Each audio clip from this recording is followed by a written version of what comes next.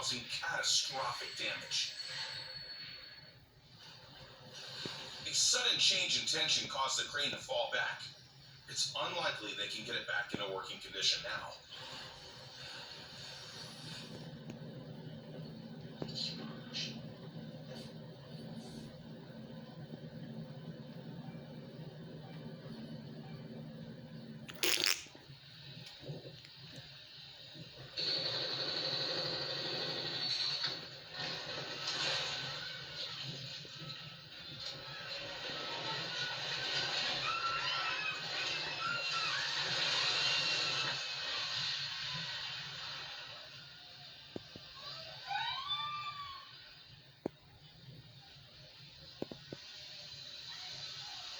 Qualities for a truck driver is a good memory. In this video, the driver seems to have completely forgotten he was carrying cars and drove right under a bridge at full speed.